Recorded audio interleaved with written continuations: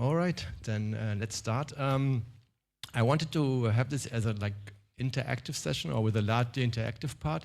I think due to the time, I will just see how far I get, and then either we catch up later on it, or maybe it's not interested and interesting, and then there won't be any catch up. But so just to basically tell you where I'm coming from with this. So I'm very much looking from a solver perspective here, and at Sprinter we are running solvers, but we are also trying to build solver infrastructure.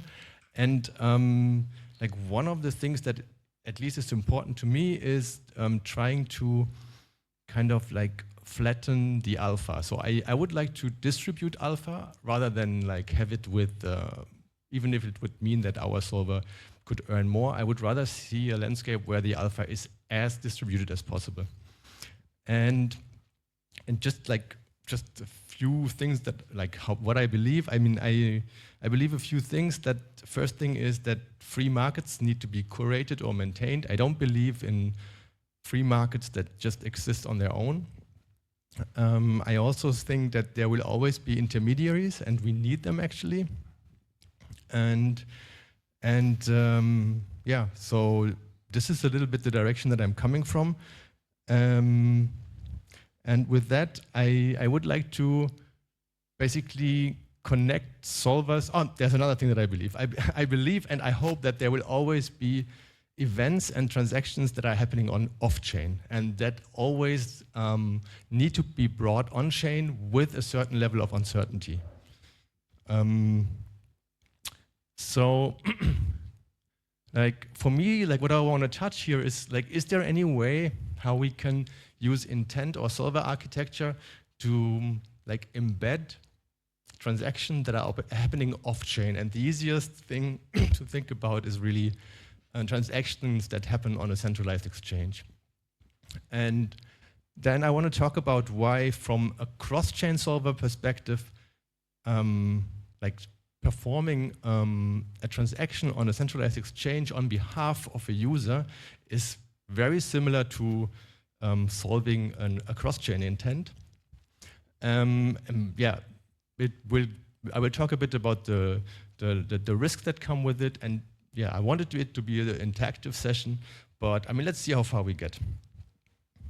So the thing is, centralized exchanges, they have deep liquidity, they have tight spreads, and what we see a lot of times is that market makers use their good integration with centralized exchanges to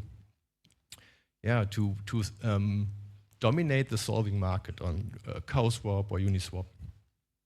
On the other hand, we have DeFi, where we have transparency, we have composability, but the problem is sometimes with the liquidity. I mean, Marcus was talking about it.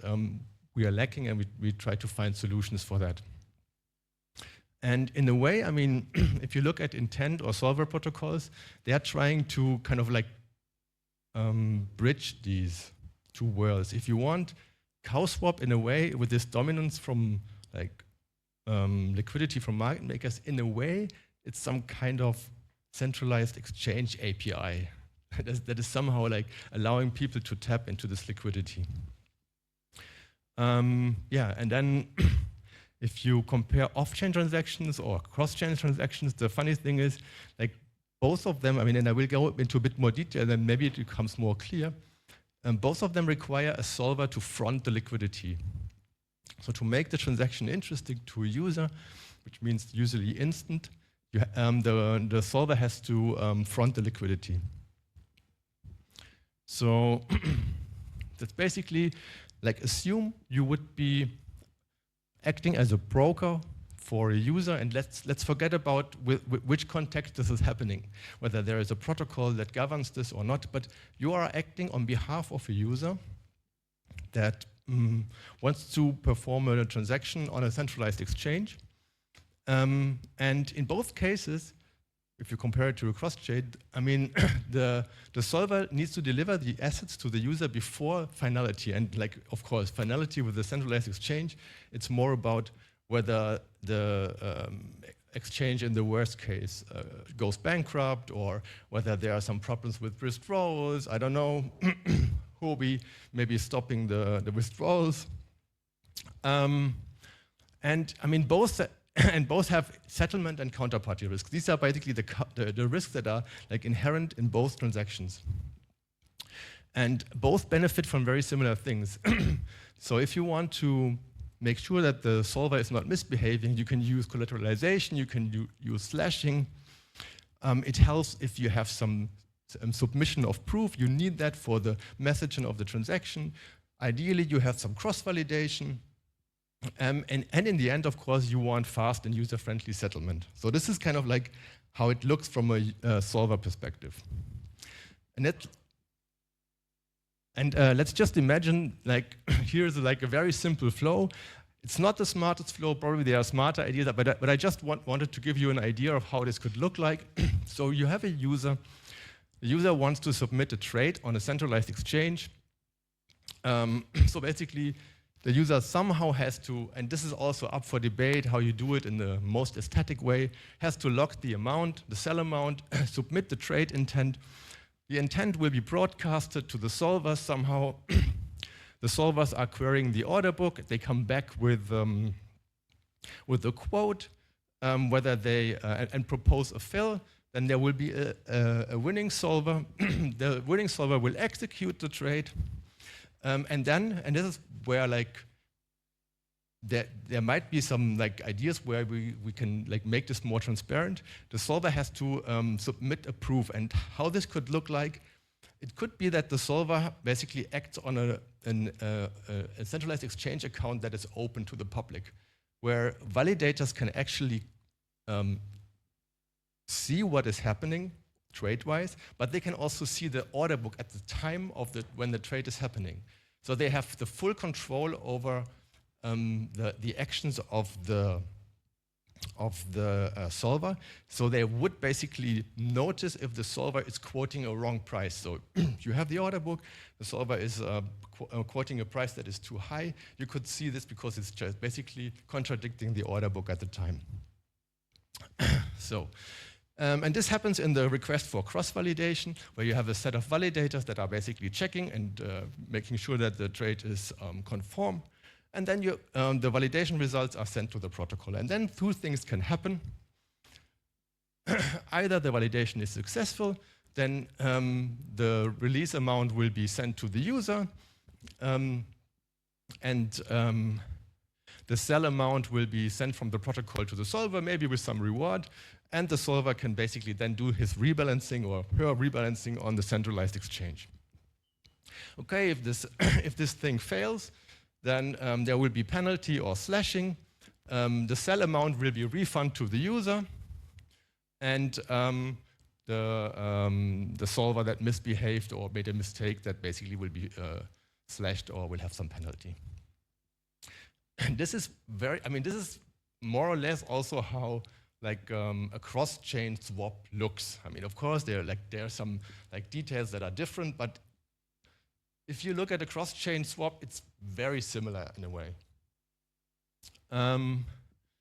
So like what I wanted to explore now is, does it even make sense to think about something like this? I mean, because I have been talking with people about this before, and I got a lot of like mixed reactions where people are just telling me, okay, this is complete bullshit, it doesn't make any sense.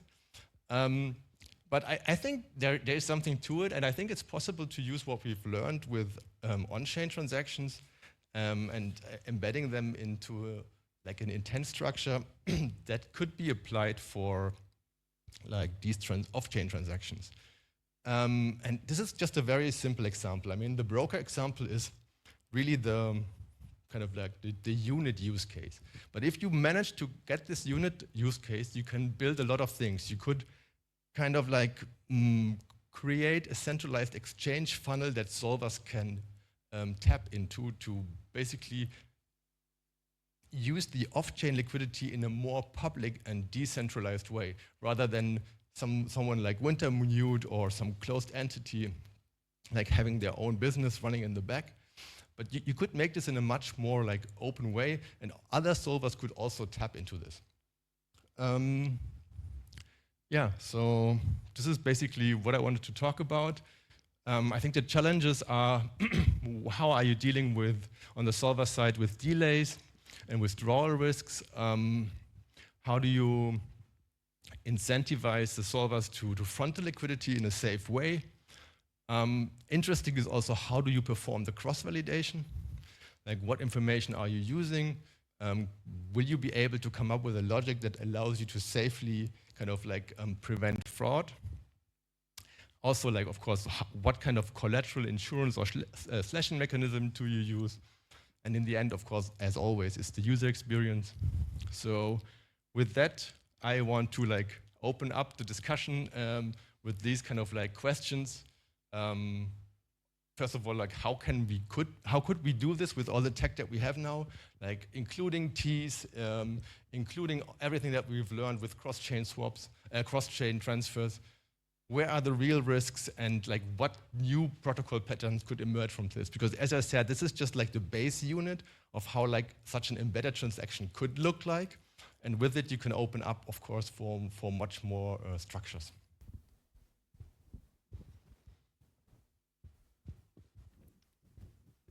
Yeah, first of all, thanks for the thought impulse. Is there any questions or comments right now in the audience? Otherwise, my suggestion would be we could also just take that into the upcoming panel with all the people who are like in the field and. Sure. Yeah. Okay, then